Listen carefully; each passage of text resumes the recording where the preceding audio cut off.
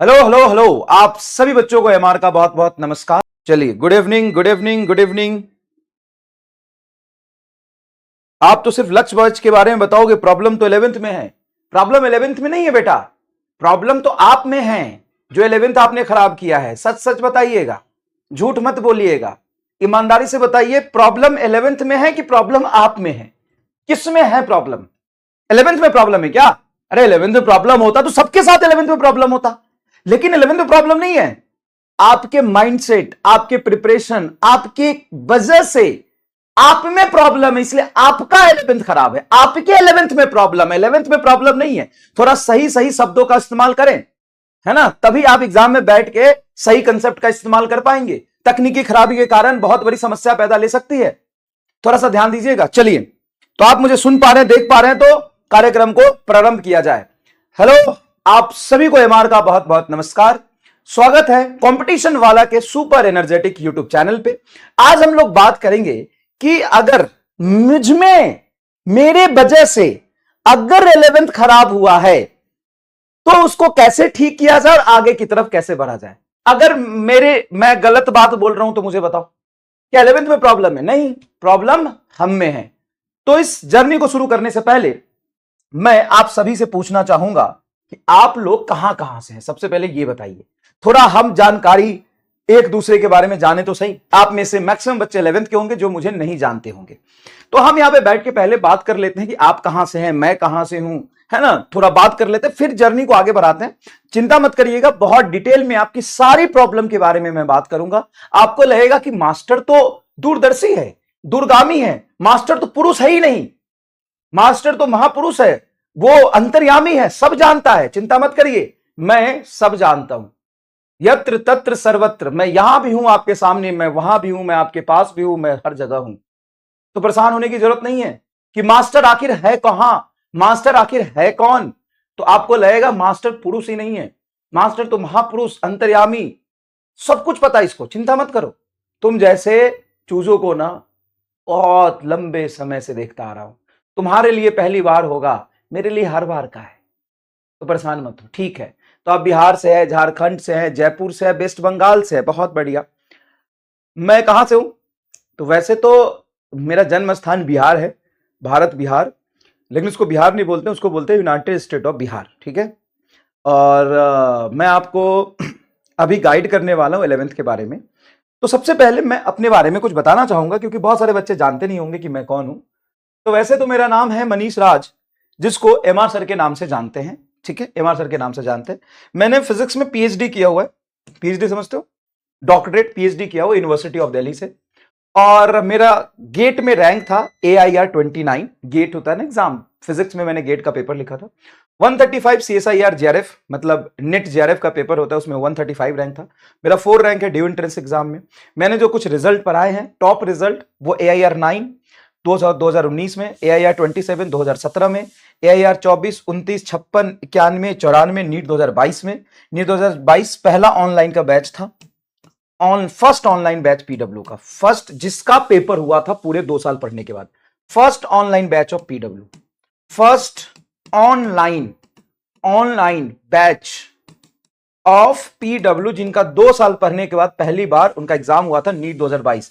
वो 21 में आए थे बेटा, आपको याद होगा 2020 में कोविड था, 2020 के बाद 21 में उनका एनरोलमेंट हुआ था 11th में, 22 में उन्होंने 12th पढ़ा था और पेपर लिखा था 2022 में।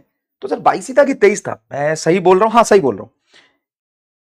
नहीं, 20 के बाद वो 21 में, 21 से 22, 22 से 23, 23 होगा बेटा, सॉरी, आई एम सॉरी, माफी चाहता हूं आपसे, ये गलत हो गया, थोड़ा सा गलत हो गया, थोड़ा सा मैं सही कर देता हूं इसको बेटा। ये 2024 था ना, तो 23 था, 2023। तो 2023 में पहला पीडब्ल्यू का ऑनलाइन बैच था, जिसमें AIR 24 29 का नाम है वो रजा का 29 रैंक था, 56 वैभव गुलानी और ये हर्षित सैमुअल, सबका नाम याद है मुझे। तो ये रैंक थे नीट 2023 के फर्स्ट पीडब्ल्यू बैच का। AIR 1 2 3 4 5 बच्चे थे टॉप 100 में। 2024 के टॉप 100 के कुछ रिजल्ट है, 4-5 बच्चे फिर से थे।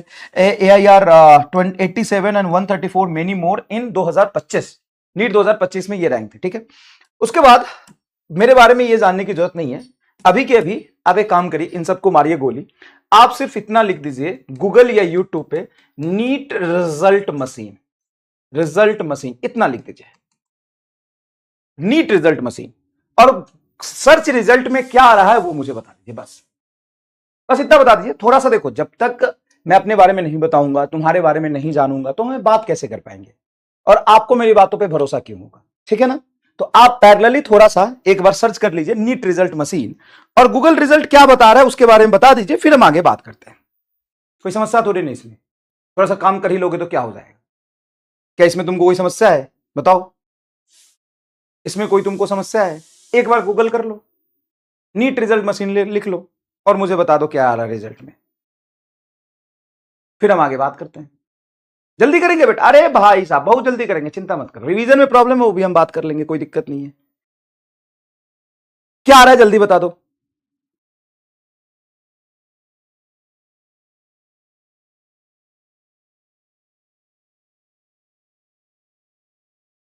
बता दीजिए क्या आ रहा है। नीट रिजल्ट मशीन सर्च कर लो और बता दो क्या आ रहा है, फिर हम आगे बात कर लेते हैं। पीडब्ल्यू आ रहा है, बहुत बढ़िया, पीडब्ल्यू तो है ही, आना भी चाहिए, और पीडब्ल्यू में मैं हूं तो इसलिए मैं आ रहा हूं, ठीक है।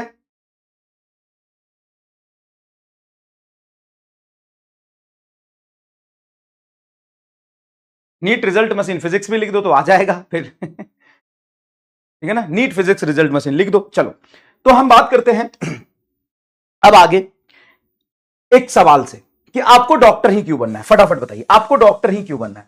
आपने ये सोचा होगा कि मुझे डॉक्टर बनना है, मुझे डॉक्टर की तैयारी करनी है, तो ये आपने कब सोचा था और क्यों सोचा था, इसका रीजन बताइए। सबसे पहले हम यहां पे बात करने वाले हैं कि आपका 11th खराब है, हम 12th में कैसे जाएं, 11th जो खराब है उसको हम ठीक कैसे करें, उसको हम कैसे अच्छा और स्ट्रांग बनाएं, इन सब चीजों के बारे में हम बात करेंगे। लेकिन ये सारी चीज हम कर क्यों रहे हैं, हम 11th को खराब से ठीक क्यों बना रहे हैं, हम 12th में ऐसा क्या करें कि मेरा 11th भी ठीक हो जाए, 12th में ठीक हो जाए, इन सब का पर्पस और गोल क्या है, डॉक्टर। तो मैं आपसे ये पूछना चाहता हूं कि आपको डॉक्टर बनना ही क्यों है। लोगों का हेल्प करने के लिए, अच्छा, तो लोगों का हेल्प करने के लिए आप इतना मेहनत कर रहे हैं और अपना 11th भी खराब कर ले रहे हैं, वाह। तो ये कैसा मेहनत कर रहे हैं भाई, कि जब आप मेहनत भी कर रहे हैं लोग हेल्प करने के लिए और अपना 11th भी खराब कर रहे हैं। बताइए क्या रीजन है कि आप डॉक्टर बनना चाहते हैं। एक मिनट रुकिएगा, कुछ तकनीकी खराबी आ रही है फिर भी, चलिए जल्दी से बताइए।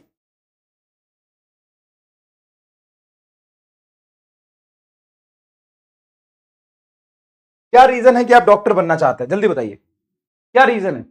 इज्जत और पैसा, अच्छा, तो पैसा तो कमा भी लेगा, लेकिन शकल तुम्हारी ऐसी है कि इज्जत तो तुमको मिलने से रहा, तो इज्जत के बारे में तो मत ही सोचो। पेरेंट्स, ठीक है, मैं इसलिए कह रहा हूं बेटा, मैं इसलिए कह रहा हूं ये बात सोचने के लिए, ये बात बताने के लिए कि जब तक आप किसी काम को पैशन नहीं बनाओगे, उसमें इंटरेस्ट डेवलप नहीं करोगे, आप उसमें एक्सेल कर ही नहीं सकते। देखो, जब पढ़ाई करते हो तो पढ़ते हुए आपको मेहनत लगती है, बिना मेहनत के तो पढ़ाई होता नहीं है।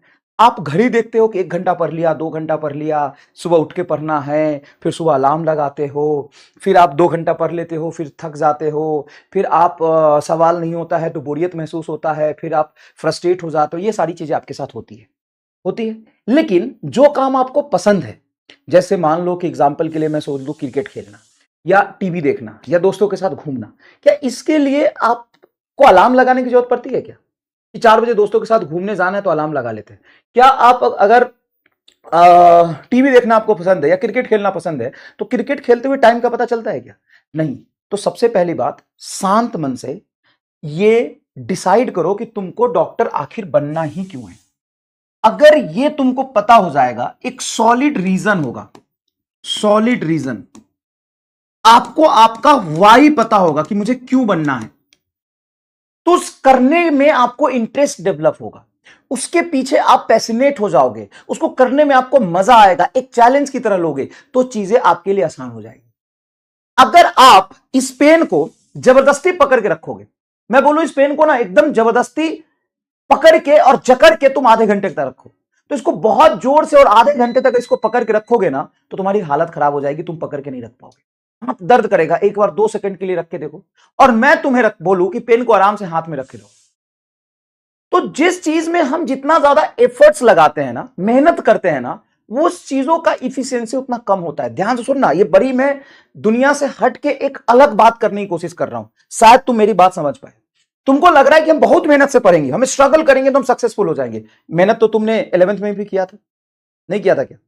मेहनत तुमने 11th में किया था कि नहीं किया था? तुमने जोर लगाया था कि नहीं लगाया था? तुमने जान लगा के पढ़ा था कि नहीं पढ़ा था? सब पढ़ा तो था, लेकिन नहीं हुआ ना, थोड़ी बहुत दिक्कत आई ना। तो मैं पहले ही तुम्हारा साइकोलॉजिकली माइंडसेट चेंज करना चाहता हूं। क्या माइंडसेट चेंज करना चाहता हूं? ध्यान से सुन। लोग कहते हैं ना, मेहनत करने वाले कभी वो नहीं होते, विफल नहीं होते, या मेहनत करने वालों की कभी हार नहीं होती। ये गलत बात है। अब कहानी चेंज हो गया है। तुमको ये चीज समझना पड़ेगा कि ये मुझे काम करना पड़ रहा है और ये मेरे से काम हो जा रहा है। इन दोनों में बड़ा फर्क है, इन दोनों में बड़ा फर्क है। एक चीज है जिसको तुमको करना पड़ेगा ना, उसमें तुम बहुत मेहनत करोगे, पूरा जान लगाओगे, तो भी इतना इफिशिएंटली नहीं कर पाओगे जितना इफिशिएंटली तुम अपने इंटरेस्ट की वजह से कर पाओगे।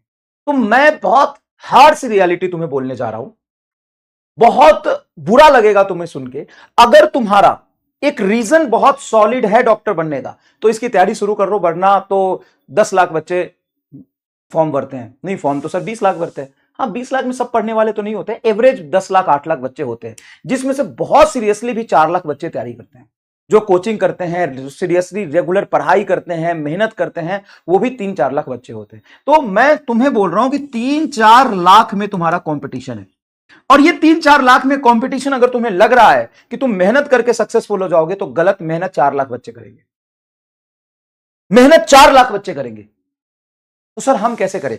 आपको आपका इंटरेस्ट डेवलप करना पड़ेगा, पढ़ाई को चैलेंज की तरह लेना पड़ेगा, पढ़ाई को खुश होकर करना पड़ेगा।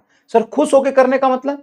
खुश होकर करने का मतलब यह है कि आप जब पढ़ रहे होंगे तो पढ़ते पढ़ते आपको अंदर से आना चाहिए कि वाह यार, मैं इसमें मचाऊंगा, मैं बहुत अच्छे तरीके से पढ़ूंगा, मैं अपना 1 साल निकाल के पूरा इस प्रिपरेशन को दे दूंगा। मुझे दिक्कत आएगी तो मैं उसको सामना करूंगा, इस हेडल्स को क्रॉस करने की कोशिश करूंगा, मैं मेहनत करूंगा। मेहनत तो लगेगी, लेकिन मेहनत खुश होकर करना है, मेहनत इंटरेस्ट डेवलप करके करना है। तो अगर आपको यह पता है कि मुझे ये क्यों करना है, मेरे लिए इसका सोर्स ऑफ इंस्पिरेशन क्या है, सोर्स ऑफ मोटिवेशन क्या है, और इसको खुश रह के इंटरेस्ट के साथ करोगे, तो तुम बहुत अच्छा कर ले जाओगे। तो सभी लोग मुझे यह बताएं कि आप मेहनत करेंगे, आप मेहनत करेंगे करेंगे आगे आने वाले टाइम में, आप हार्डवर्क करेंगे, या आप खुश होकर पढ़ेंगे, चैलेंज लेके पढ़ेंगे, इंटरेस्ट डेवलप करके पढ़ेंगे? ये बताइए। इंटरेस्ट डेवलप करेंगे,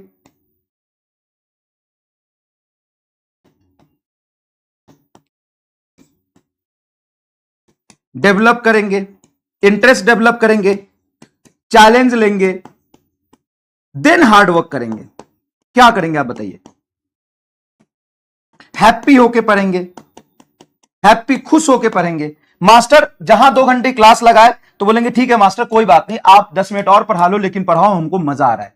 बताओ क्या करोगे तुम? बताओ क्या करोगे? मैं बहुत बड़ी बात बोल रहा हूं, और ध्यान से शांत मन से इसके बारे में सोचना। देखो बेटा, सिर्फ मेहनत की बारी बात होती है ना, तो मेहनत सब लोग कर लेता है कुछ समय के लिए। मोटिवेशन से भी मेहनत करने का एक जुनून आता है, लेकिन वो मेहनत हम शायद 1 हफ्ते, 2 हफ्ते या 1 महीने कर पाते हैं, उसके बाद हमारा मेहनत टूट जाता है। तो सिलेक्शन आपका हो जाएगा, आप 11th खराब होने के बावजूद भी 11 ठीक कर लेंगे, 12th भी बहुत अच्छा हो जाएगा। आपको बस एक काम करना पड़ेगा, इंटरेस्ट डेवलप करना पड़ेगा और खुश होकर पढ़ना पड़ेगा। तो 1 साल के लिए ना ये भूल जाओ कि हमें पसंद क्या है, हमें बाहरी दुनिया से क्या मतलब है, हमें घर वालों से क्या मतलब है, मूवी, क्रिकेट, इन सारी चीजों को भूल जाओ। पढ़ाई में इंटरेस्ट डेवलप करो और खुश होकर पढ़ लो। तुम्हें इसका रिजल्ट ना सिर्फ 2 हफ्ते में तुमको पता चल जाएगा। तो आज से तुम प्रॉमिस करो कि ठीक है सर, एक काम करते हैं, हम पढ़ाई में इंटरेस्ट डेवलप करने की कोशिश करते हैं, हम अपना वाई ढूंढते हैं कि हमको सेलेक्ट क्यों होना है, हमको डॉक्टर क्यों बनना है, हम पढ़ाई क्यों कर रहे हैं, और खुश होकर और इंटरेस्ट डेवलप करके 2 हफ्ते पढ़ते हैं, और फिर आपको आके बताते हैं कि हमारा इफिशियंसी इंक्रीज हुआ कि नहीं। सिर्फ अगर आंख बंद करके गधों की तरह मेहनत करते रहोगे, दौड़ते रहोगे, तो थक जाओगे और कहीं हार के बैठ जाओगे, सिलेक्शन नहीं मिलने वाला। ठीक है? ठीक है, तो आप इसको समझिए। अब आगे चलते हैं कि 11th अगर हमारा थोड़ा वीक रह गया, कुछ बच्चों का 11th वीक रह गया होगा, कुछ बच्चों का 11th अच्छी तरीके से रिवाइज नहीं हुआ होगा। तो हम ये समझने की कोशिश करते हैं पहले कि 11th हमारा खराब क्यों हुआ है। जब तक आप ये नहीं समझेंगे ना बेटा कि 11th हमारा खराब क्यों हुआ है, जब तक आपको बीमारी का कारण नहीं पता होगा, जब तक आपको प्रॉब्लम नहीं पता होगा, तब तक आप दवाई कैसे लिखेंगे, है ना? ठीक है ना? आप डॉक्टर क्यों नहीं बने? मैं डॉक्टर हूं बेटा, मैं डॉक्टर एमआर हूं, मैं डॉक्टर एमआर हूं बेटा, मैं डॉक्टर कैसे नहीं बना? मैं डॉक्टर एमआर हूं, आप सर्च कर लीजिए, मैंने पीएचडी किया हुआ है।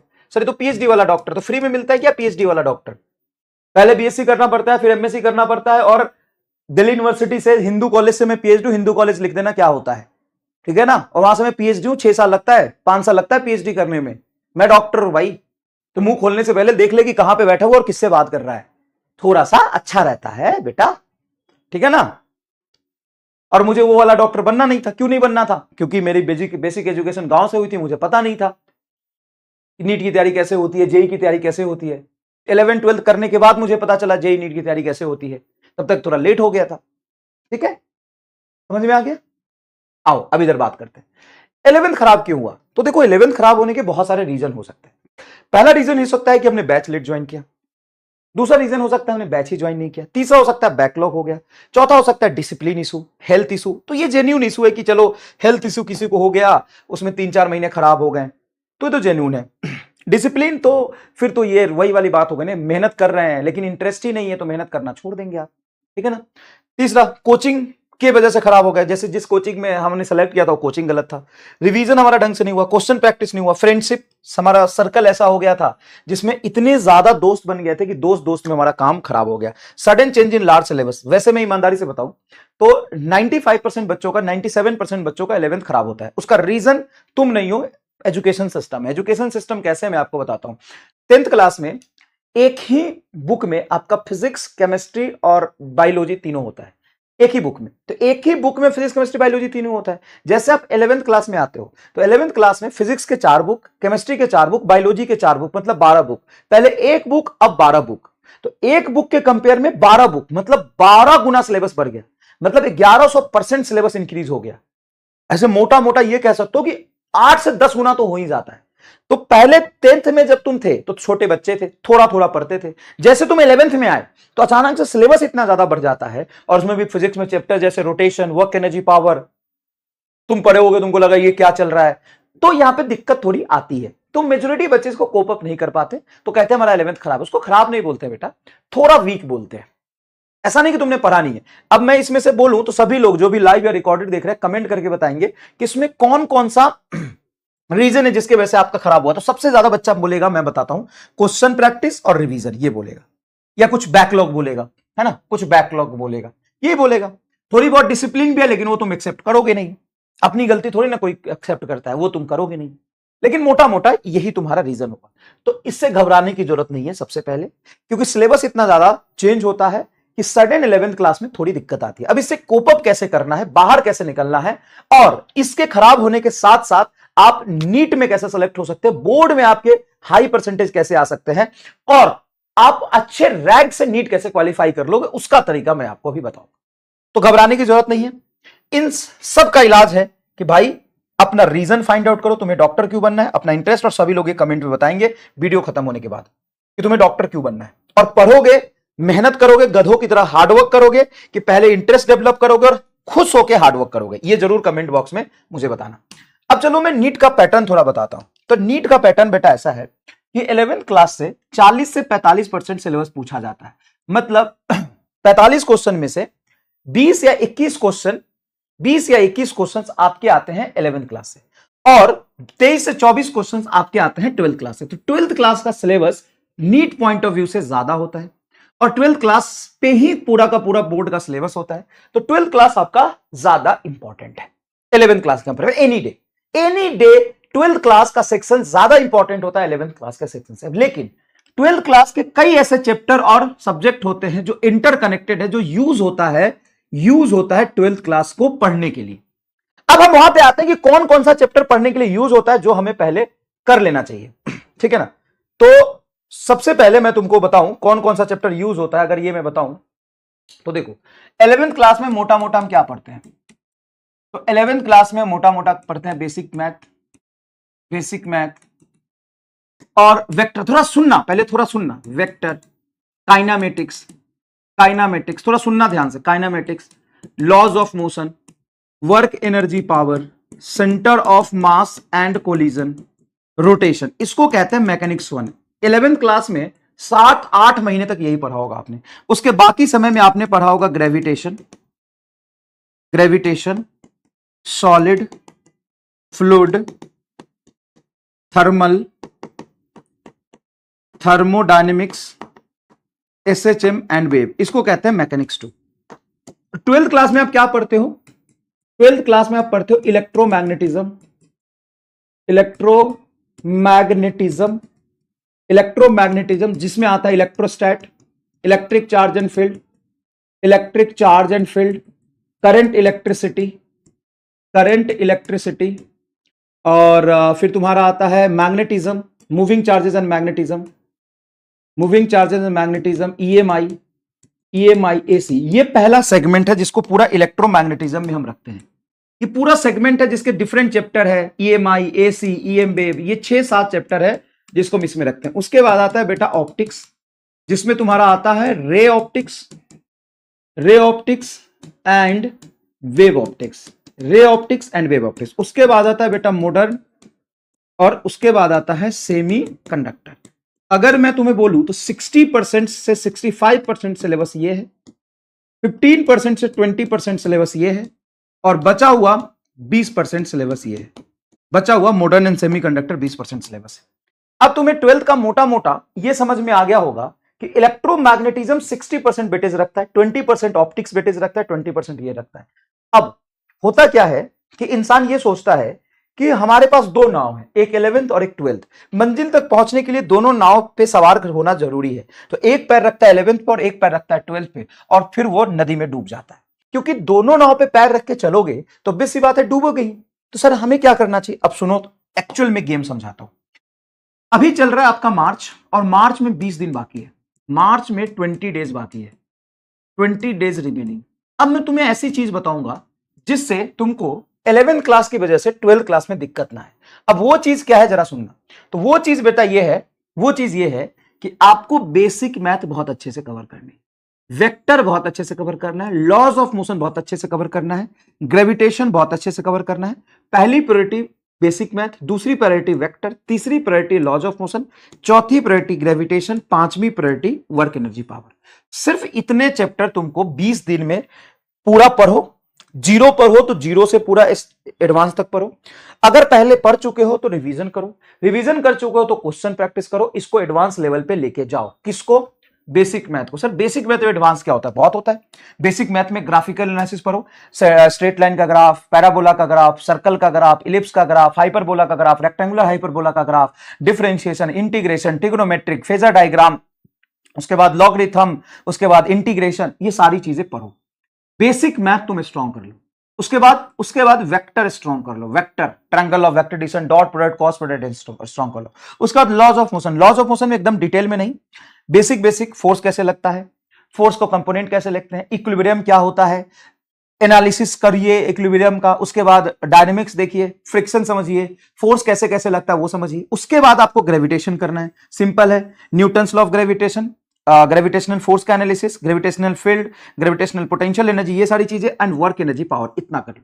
अगर तुमने इतना कर लिया बचे हुए 20 दिन में, मैं तुम्हें बताता हूं 12th का कोई भी पोर्शन पढ़ते समय तुम्हें कोई दिक्कत नहीं आएगा। सर एसएचएम, सर वेव नहीं। और गोल उतना ही बनाओ ताकि जो रियलिस्टिक हो। मैं तुम्हें एक एक चीज बताऊंगा और एक एक चीज को तू फॉलो कर लिया ना तो बोलेगा वाह सर 11th खराब होने के बावजूद भी मेरा 12th स्ट्रांग हो गया और 11th का मैंने 30% सिलेबस अभी कर लिया। तो अभी भी 20 दिन है। टोटल कितने चैप्टर होते हैं 11th में? 14 में से अगर तुमने 5 कर लिया तो 30 से 35% कर लिया कि नहीं कर लिया बताओ? हाँ सर 35% कर लिया। अगर तुमने 30% भी अभी कर लिया और धीरे धीरे 12th पढ़ते पढ़ते थोड़ा बहुत भी 20-30% कर लोगे तो बचा हुआ सेगमेंट 11th का 12th कंप्लीट होने के बाद बड़े आराम से हो जाएगा। अब बच्चे को गाइडेंस की कमी होती है। बच्चा ये घबरा जाता है कि इतना बड़ा सिलेबस हम क्या करें, कैसे करें कि 12th हम अच्छे से पढ़ पाए, 11th में हमारे रिवाइज हो जाए। कुछ नहीं करना, बस तुमको ये 5 चैप्टर करना है, बाद में आके थैंक यू बोल देना।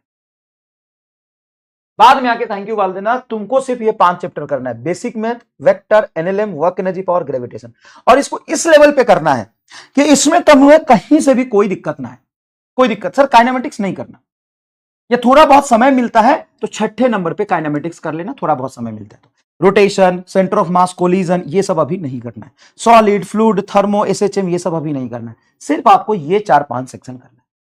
बताओ क्या तुम इतना अगले 20 दिन में कर पाओगे? हाँ सर। सोर्स बता दो कहां से करना है? उम्मीद के लेक्चर से करना है। लास्ट ईयर उम्मीद का आप सर्च करो, तुमको एक साथ सारे मिल जाएंगे, क्योंकि इस बार तो होने में थोड़ा टाइम लगेगा। अभी तुम लास्ट ईयर की उम्मीद से सर्च करो या इस साल की उम्मीद से भी देख सकते हो, कोई दिक्कत नहीं है।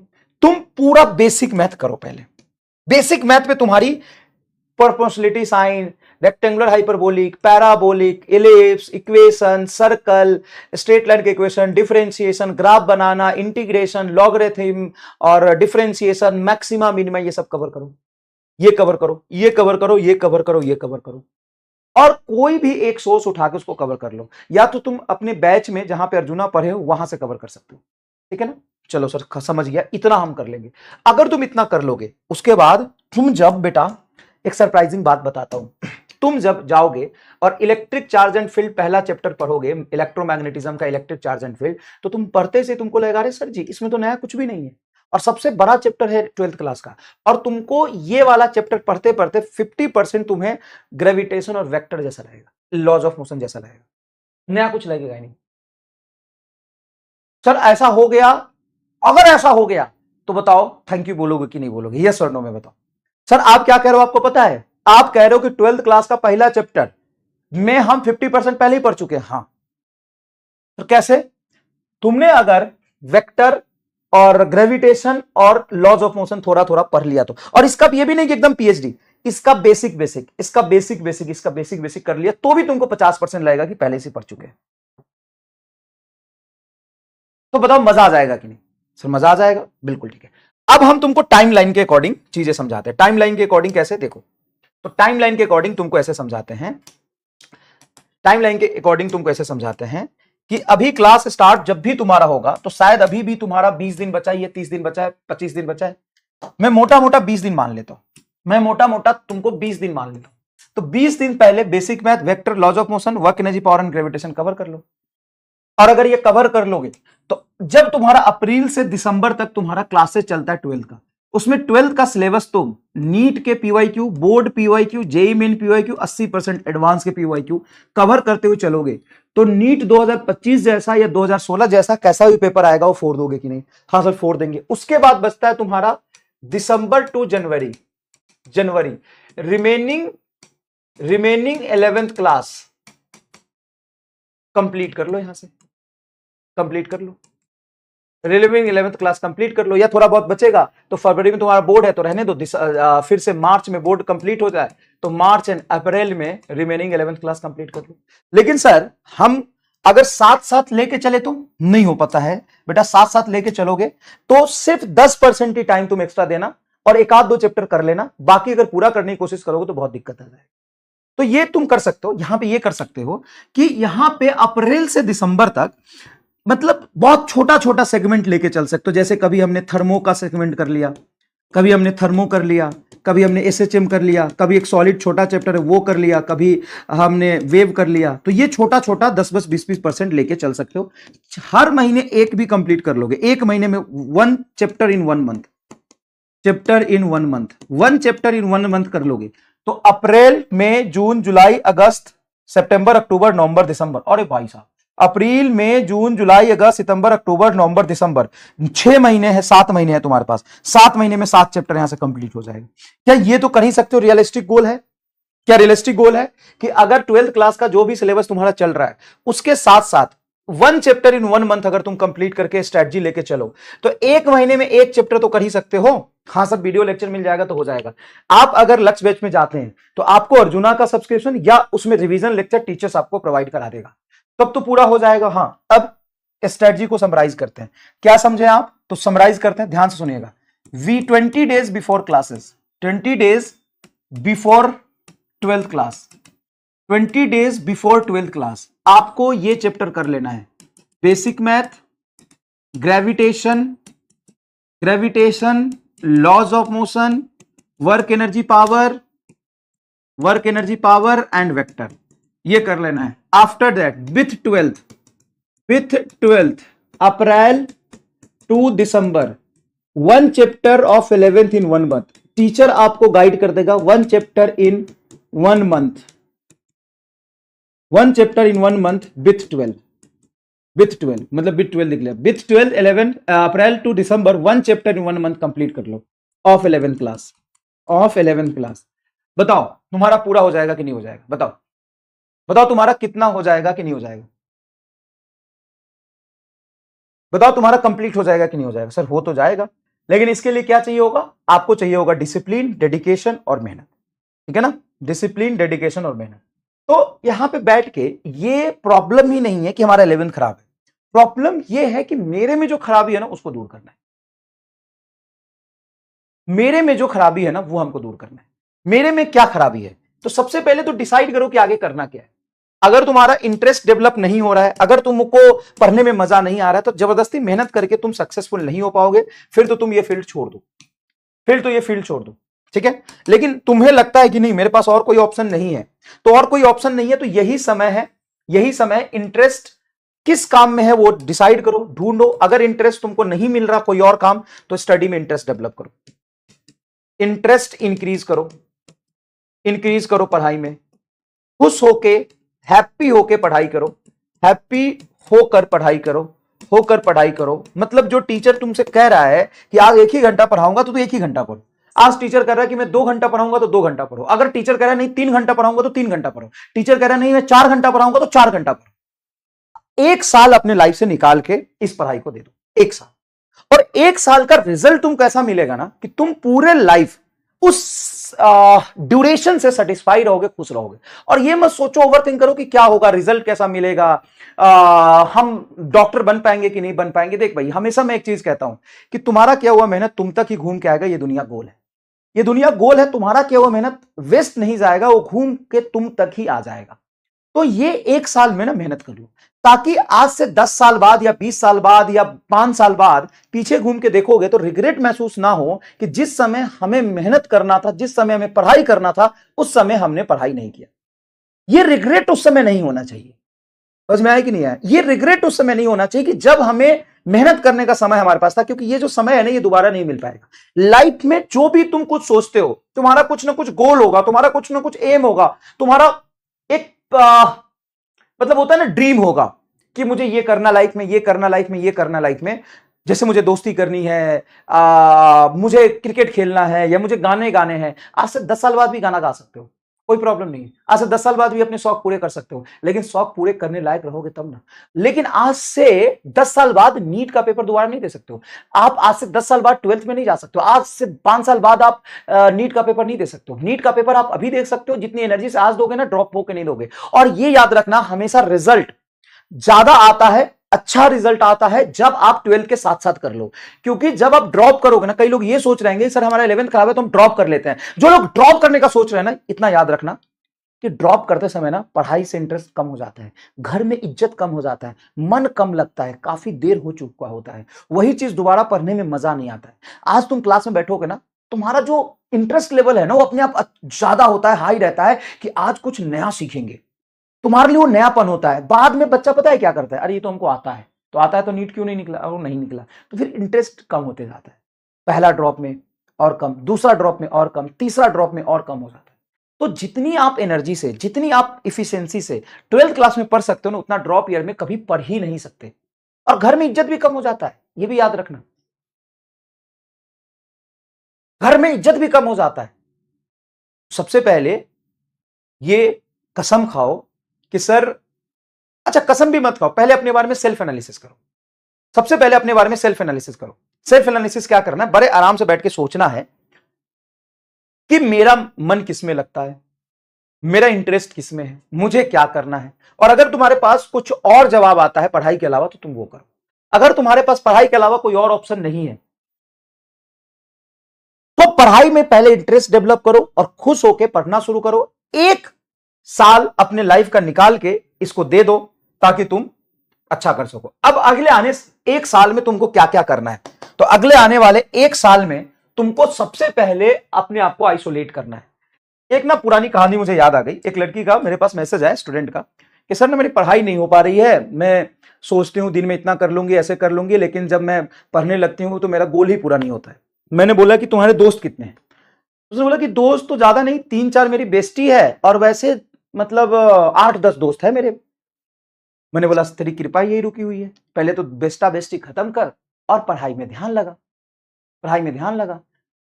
देखो, इंसान के पास ना उसकी कैपेबिलिटी, उसकी थिंकिंग, उसका ना सोच का दायरा लिमिट है, उसकी कैपेसिटी लिमिट है, उसकी कैपेबिलिटी लिमिटेड है। अगर तुम वो एनर्जी कहीं और लगाओगे तो किसी और काम में वो कम हो जाएगा। बड़ा सिंपल सी बात है, बड़ा सिंपल सी बात है। तो आपको क्या करना है कि अपनी पूरी एनर्जी फिजिक्स, केमिस्ट्री, बायोलॉजी पे लगाना है। जब आप पीसीबी पे पूरा एनर्जी लगाओगे, सारी एनर्जी समेट करके, तो तुमको सक्सेसफुल होने से कोई रोक ही नहीं सकता है। समझ में आया? तुमको सक्सेसफुल होने से कोई रोक ही नहीं सकता है। तो सबसे पहले ना अपने आप को आइसोलेट कर लो। 1 साल के लिए सारी दोस्ती यारी छोड़ दो।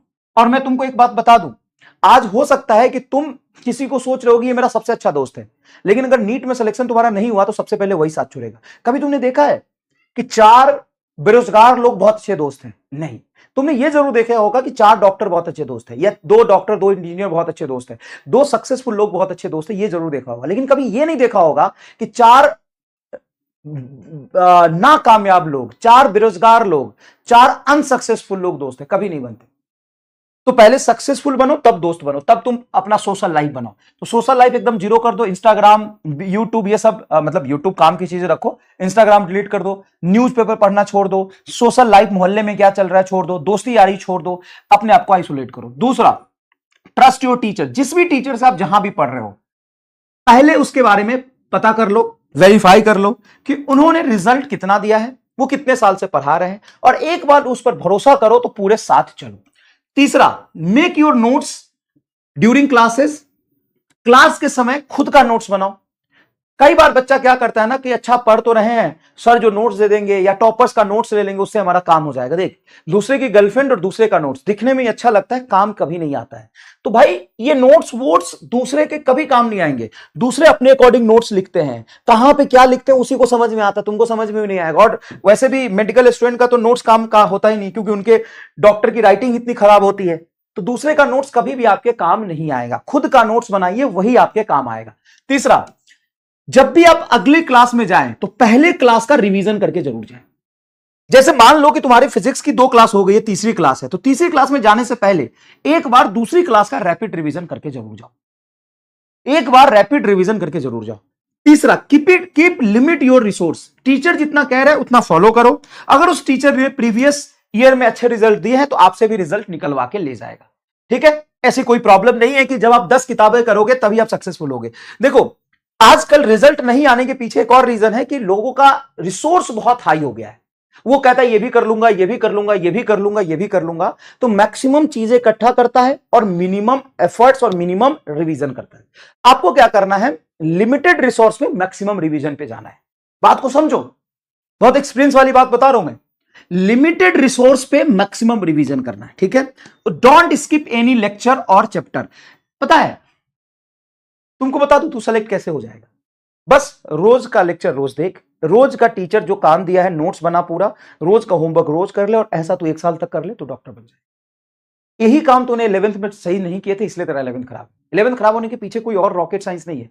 नीट निकालने के पीछे कोई रॉकेट साइंस या फिर कोई अजीब सा बहुत बड़ा अलग का सा काम नहीं करना होता है। सिर्फ तुमको करना होता है ये सारी चीजें कर ले कि पहले अपने आप को आइसोलेट कर, टीचर को वेरीफाई कर, देन ट्रस्ट कर। पहले इस्तेमाल करे फिर विश्वास करे। तो पहले टीचर जो भी तुम जिससे भी तुम पढ़ने वाले हो, मैं नहीं कह रहा हूं तुम एक्स से पढ़ो, वाई से पढ़ो, जेड से पढ़ो, पहले उस टीचर के लेक्चर देख लो, पहले उस टीचर के पास्ट रिजल्ट्स देख लो, ठीक है। पहले उस टीचर्स ने कितने ईयर से पढ़ा है, कितने रिजल्ट दिए वो देख लो, और फिर उस पर भरोसा करो। एक बार भरोसा कर लो तो फिर उस पर भरोसा डगमगाओ मत, क्योंकि ये जर्नी मुश्किल होती है। ऐसा नहीं है कि हम आज पढ़ना शुरू किया हमको बहुत मजा आ रहा है। अरे भाई, बहुत मजा नहीं आएगा, पेन भी आएगा, क्योंकि खुश रहना और सेलेक्ट होने में बड़ा फर्क होता है। जब टीचर पढ़ाएगा तो पेन भी होगा, दर्द भी होगा, कभी कभी क्लास में समझने में दिक्कत भी आएगा, लेकिन लगे रहो। 1 साल तक रोज का रोज तुम काम कर लो। क्लास करते समय हमेशा याद रखो कि खुद का नोट्स आपको खुद बनाना है, और हर चैप्टर का एक 1 पेज शॉर्ट नोट्स बनाना है, ठीक है। सबसे इंपॉर्टेंट बात जो मैं यहां पे लिख रहा हूं, after every class do revision on rough page पर लिख लिख के रिवीजन करो। मतलब जैसे आज क्लास में मान ले टीचर ने तुमको 11th क्लास के एग्जांपल से बताता हूं, टीचर ने वर्क एनर्जी पावर पढ़ाया, ठीक है। वर्क एनर्जी पावर का पहला लेक्चर था, तो टीचर ने बताया कि वर्क डन क्या होता है, work done by constant force क्या होता है, work done by variable force क्या होता है, वर्क डन फ्रेम पे डिपेंड करता है, वर्क डन डॉट प्रोडक्ट से कैसे निकालते हैं, वर्क डन वेरिएबल फोर्स से इंटीग्रेट करके कैसे निकालते हैं, फ्रिक्शन का वर्क डन कैसे होता है, ग्रेविटेशन का वर्क डन कैसे होता है। मान लीजिए टीचर ने बताया। अब तुम क्या करो कि लेक्चर बंद कर दो, नोट्स बंद कर दो और रफ पेज लो और रफ पेज पर लिखो आराम से, सब कुछ ब्लैंक कर दो, सब बंद कर दो, रफ पेज लो, कलम लो, उस पर लिखो वर्क डन बराबर F dot S, dot product खोलेंगे एफ एस कॉस थीटा, जहां पे थीटा है फोर्स और डिस्प्लेसमेंट का एंगल, डॉट प्रोडक्ट लेंगे तो F X D X, F Y D Y, variable force होगा तो इंटीग्रेट करेंगे, ग्रेविटी का फोर्स वर्क डन होता है M G H, work done positive कब होगा, निगेटिव कब होगा और जीरो कब होगा, जब एंगल फोर्स और डिस्प्लेसमेंट बीच में 90 डिग्री होगा तो अब क्या होगा, ये सारी चीजें रफ पेज पर लिखो। और मेरी बात मानो तुम, अगर तुम ये 1 महीना कर लिए ना, तुम्हारा जो लेवल है ना वो यहां से यहां चला जाए। सिर्फ ये काम तुम कर लिए तो ये बहुत इंपॉर्टेंट। देखो क्लास में पढ़ते समय बच्चों को लगता है कि उसने सीख लिया, अरे वाह मजा गलो मास्टर, ओहो घुमा दो मास्टर, अरे मजा गलो, अरे वाह यार मास्टर जोरदार, अरे खूब भालो बाछे, अरे खूब भालो लागलो मास्टर, ओहो मजा गलो मास्टर, चल चल चल, ओहो।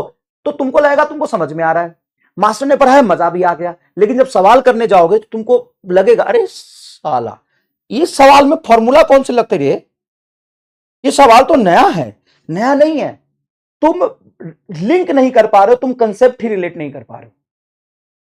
तो देखते रहने से मजा आता है, कॉन्फिडेंस भी आता है और समझ में भी आता है, ऐसा लगता है कि समझ में भी आ रहा है, लेकिन जैसे तुम सवाल करने जाओगे तुम कनेक्ट ही नहीं कर पाओगे। तुमको हमेशा हर क्लास के बीच में, हर क्लास के बाद में एक रफ पेज लेना है और रफ पेज लेने के बाद लिखना है। जैसे मैं इलेक्ट्रिक चार्ज के बारे में पढ़ाया तो तुम्हें लिखना है कि चार्ज क्या होता है, इलेक्ट्रिक फील्ड के बारे में पढ़ाया तो इलेक्ट्रिक फील्ड क्या है, प्रॉपर्टीज ऑफ चार्ज क्या है। अब 100% पूरा नोट्स नहीं बनाना, मोटा मोटा इंपॉर्टेंट थ्योरी लिखनी है।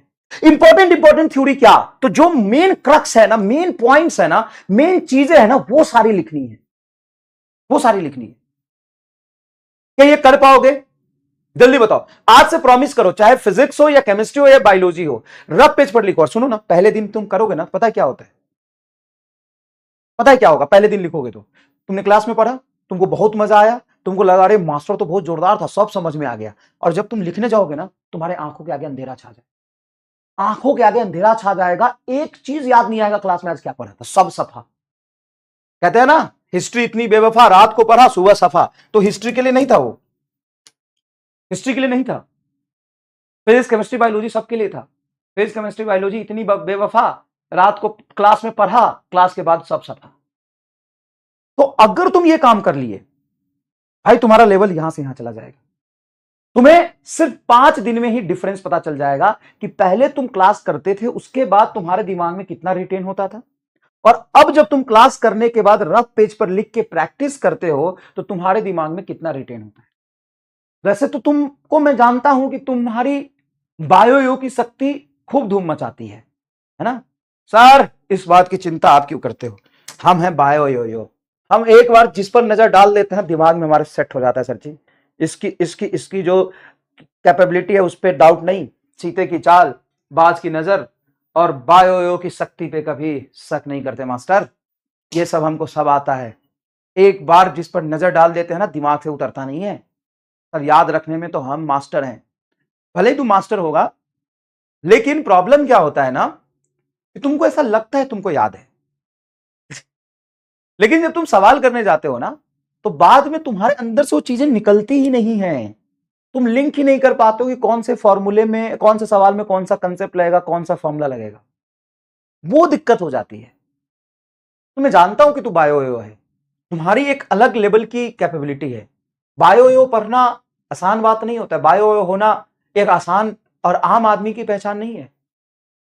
तुमने जीवन में बहुत पुण्य काम किए होंगे, तभी तुम्हें बायो पढ़ने की सौभाग्य प्राप्त हुआ है, तो ये मैं जानता हूं। लेकिन फिर भी क्या होता है ना कि जब सवाल करने जाते हैं तो पढ़ा हुआ चीजें हम लिंक नहीं कर पाते, ठीक है। तो ये काम आपको करना है। और ये काम करने के बाद आप इसी वीडियो के नीचे आके सिर्फ 10 दिन बाद ये कमेंट करके बता सकते हैं, 5 दिन बाद, कि पहले आप पढ़ते थे तो दिमाग में कितना रिटेन होता था, अब कितना रिटेन होना है। ये सभी लोग करेंगे ये काम, ठीक है। चलो सर जी, ये तो हमें समझ में आ गए, हम कर लेंगे सर, मजा आ गया, इसमें तो कोई दिक्कत नहीं है। पूरे 12th क्लास में आपको बस ये स्ट्रेटजी फॉलो करनी है कि आपकी जहां भी पढ़ोगे तो 2 क्लास होगी, तो 2 क्लास आपको 4 से 5 घंटे में लाइव क्लास कंप्लीट करना है, रोज का डीपीपी रोज करना है, और सेल्फ स्टडी नोट्स और क्वेश्चन प्रैक्टिस आपको करनी है। अगर आज से लेकर के एग्जाम तक सब कुछ सेक्रीफाइस करके तुम 10 घंटे पढ़ लिए, तुम सेलेक्ट हो जाओगे। इसमें और कोई रॉकेट साइंस नहीं, ठीक है, और कोई इसमें रॉकेट साइंस नहीं। अगर तुम 10 घंटे पढ़ लिए तो तुम सेलेक्ट हो जाओगे।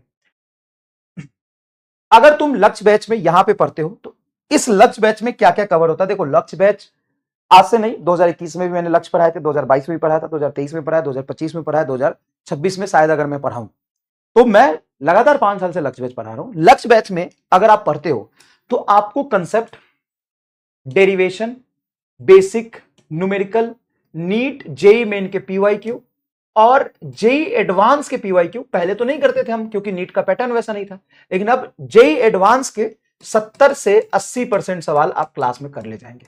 उसके बाद आपको संघर्ष असाइनमेंट मिलेगा, डीपीपी के अलावा, जो आपके कंसेप्ट को बूस्ट करेगा। इसके वीडियो सॉल्यूशन भी मैं रिकॉर्ड करके देता हूं, तो यहां से आपको कॉन्फिडेंस आ जाएगा, है ना, आप इतने सवाल कर ले जाओगे। हर क्लास में मैं अगर अपनी बात करूं तो मोटा मोटा हर क्लास में, मतलब हर चैप्टर में, अगर मैं चैप्टर वाइज बात करूं तो हर चैप्टर में आप कहीं से भी अपने भैया दीदी किसी से भी पूछ लेना, minimum 300 to 400 depends upon length of chapter. Chapter अगर बहुत छोटा भी है तो उसमें 150 से 200 सवाल हम इन एवरी चैप्टर करते हैं। इन एवरी चैप्टर इतने क्वेश्चंस हम प्रैक्टिस क्लास में करते हैं, क्वेश्चंस इन क्लास। तो आपको नीट हो चाहे जेई मेन हो, नोट से बाहर आपको क्वेश्चन कभी भी देखने को नहीं मिलेगा, है ना, चाहे आप कहीं का भी टेस्ट दें, कहीं का भी टेस्ट दें। आप अगर अपने लक्ष्य बैच की बात करेंगे 2025 की बात हो, 2024 की बात हो, 2023 की बात हो, तो आप रिजल्ट देख सकते हैं। आप एक काम करिए ना, आपको अगर थोड़े भी पता करना हो तो आप टाइप करेगा NEET result celebration 2025, NEET result celebration 2024, NEET result celebration 2022। ये काम आप एक बार करिएगा और देखिएगा कि कितने रिजल्ट नीट में निकले हैं लक्ष्य बैच से, कितने रिजल्ट नीट में निकले हैं लक्ष्य बैच से। आप ये देख सकते हैं, आप ये देख सकते हैं कितने बैच रिजल्ट निकले हैं। आप रिजल्ट सेलिब्रेशन देख लीजिए ना, सिर्फ 5 से 10 मिनट आप रिजल्ट सेलिब्रेशन देखिएगा। ये 2024 के रिजल्ट सेलिब्रेशन, 25 के रिजल्ट सेलिब्रेशन, 22 के, 23 के, 21 के रिजल्ट सेलिब्रेशन देख लीजिए, तो आपको पता चल जाएगा कितने लोग कितने रिजल्ट निकालते हैं। हमारे लक्ष्य बैच में, जो लक्ष्य बैच 2027 का होगा, मतलब नेक्स्ट ईयर जो हम टारगेट करेंगे, उसमें क्या क्या इंक्लूडेड होता है। तो लाइव लेक्चर होगा बाय द सारे आपके अर्जुना के या कुछ नए फैकल्टीज होंगे, डीपीपी मिलेगा, डीपीपी के वीडियो सॉल्यूशन मिलेगा, रेगुलर टेस्ट होते हैं, एआई टेस्ट होता है, आरबीटी होता है, रैंक बूस्टर टेस्ट होता है, 44 टेस्ट आपके इंक्लूड होंगे, प्लस नॉर्मल टेस्ट सीरीज आपके 350 टेस्ट होंगे जो बैच के टेस्ट होते हैं, 24/7 डाउट सपोर्ट मिलता है, free access to all upcoming Lakshya batch, जितने भी लक्ष्य बैच होते हैं सबका फ्री एक्सेस आपको मिलता है। उसके बाद फ्री एक्सेस टू परिश्रम बैच 2027, जो परिश्रम के बैचेज हैं जिसमें बोर्ड की तैयारी की जाती है उसकी भी मिलेगी। और सबसे इंपॉर्टेंट बात जो इसमें इंक्लूड नहीं है, हर टीचर जो भी आपको फिजिक्स, केमिस्ट्री, बोटनी, जूलॉजी जो पढ़ा रहा होता है वो एक अलग से प्रैक्टिस सेट और देगा आपको, जो उस चैप्टर के अच्छे क्वेश्चंस होंगे और जो इसको क्लास में डिस्कस करेगा या वीडियो सॉल्यूशन देगा। सबसे इंपॉर्टेंट बात, जैसे मैं अपनी बात करूं तो मैं संघर्ष असाइनमेंट देता हूं और साथ में महामंथन सीट देता हूं जिससे थ्योरेटिकल क्वेश्चन से स्ट्रांग होते हैं। तो ये वाली चीजें आपको एक्स्ट्रा मिलते ही इन सभी के बावजूद। उसके बाद डिजिटल प्रिपरेशन किट मिलेगा आपको, mentorship by AIIMS and top GMC student जो भी हैं, जो हमारे एम्स और टॉप मेडिकल कॉलेज में बच्चे हैं, उनसे कनेक्ट करके आप अपनी प्रॉब्लम शेयर कर सकते हो, डाउट आपको बताएंगे। 6 मंथ पीडब्ल्यू टॉक सब्सक्रिप्शन मिलेगा आपको, मतलब यहाँ पे वीडियो स्पेशल जो ऑफर चल रहा है उसमें, है ना, जिससे आप टॉक करके बात करके अपनी प्रॉब्लम शेयर कर सकते हैं। डिजिटल बुक मिलेगा, most wanted book, NCERT book के डिजिटल फॉर्मेट में आपको ऐप में अपलोड हो जाएगा। Lecture wise summary notes, chapter wise audio summary, chapter complete होने के बाद हम लोग समरी लेक्चर रिकॉर्ड करके देते हैं।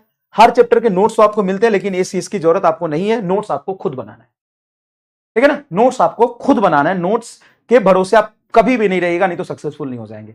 अर्जुना नीट 2027, ये तो अर्जुना की बैचेज है, यकीन नीट 2027। अच्छा, अर्जुना के बैचेस भी स्टार्ट होने वाले हैं अभी, है ना। अर्जुना के भी वही सारे फीचर्स होते हैं, लाइव लेक्चर्स होता है, रोज डीपीपी मिलता है, रेगुलर टेस्ट होता है, लाइव डाउट सेशन होता है। यकीन के भी बैचेस अभी आएंगे जो 2027 में ड्रॉप कर रहे होंगे बच्चे नेक्स्ट ईयर, वो वाले बच्चे इस बैच को ले सकते हैं। यकीन नीट 2027 के भी बैच है, इसमें भी सारे फीचर्स वही होते हैं।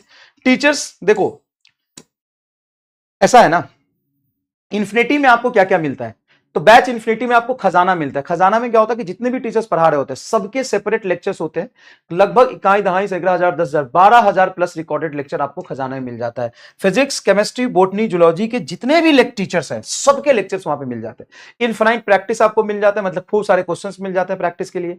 पाई ओटीटी सब्सक्रिप्शन मिल जाता है आपको 1 साल का, जिसमें बहुत सारे लेक्चर्स होते हैं, टीचर्स के अलग अलग सीरीज चल रहे होते हैं, उसके लेक्चर्स होते हैं। ट्रैक प्रिपरेशन मीटर मिल जाता है, जिससे आप अपने प्रिपरेशन को मेजर कर सकते हैं कि कितनी अच्छी तैयारी आपकी चल रही है। ऑनलाइन टेस्ट सीरीज मिल जाता है, मंथली गाइडेंस प्रोग्राम भी इसमें इंक्लूडेड होता है। बैच इन्फिनिटी प्रो में आपको मिलता है 1-to-1 मेंटरशिप। 1-to-1 मेंटरशिप का मतलब है, अच्छा एक्स्ट्रा 2000 देने पे आपको खजाना वगैरह सब मिल जाता है, ठीक है। 1-to-1 मेंटरशिप, आपको एक मेंटरशिप मिलता है पर पर्सन, मतलब उससे आप कभी भी बात कर सकते हैं। मंथली कॉल आपका 30 मिनट का रहेगा, है ना।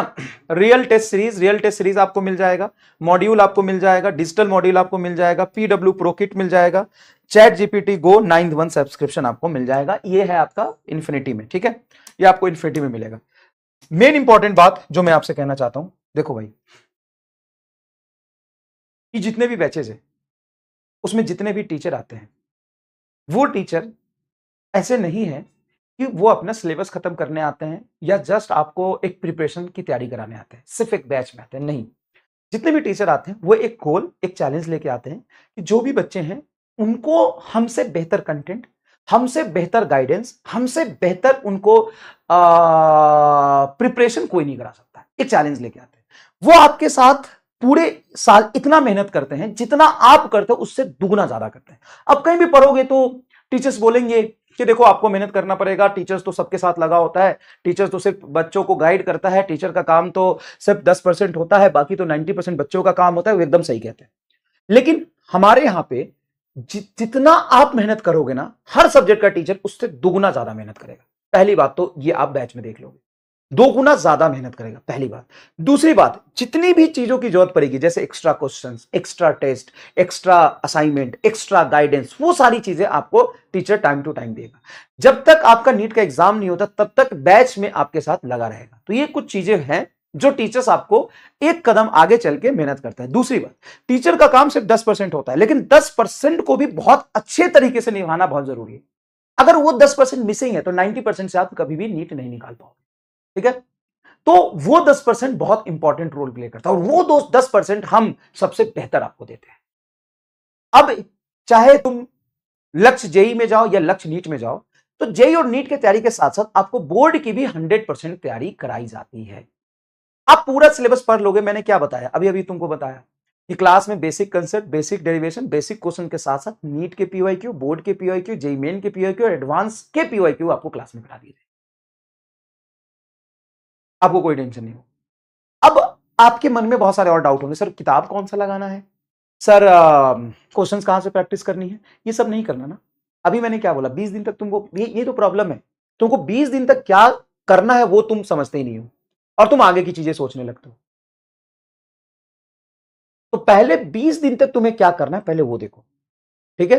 दूसरी बात, ये कसम खाओ कि जो गलती हमने 11th में करी थी, चाहे वो जो भी गलती थी, उसको पहले एक्सेप्ट करो, उसको पेपर पे लिखो।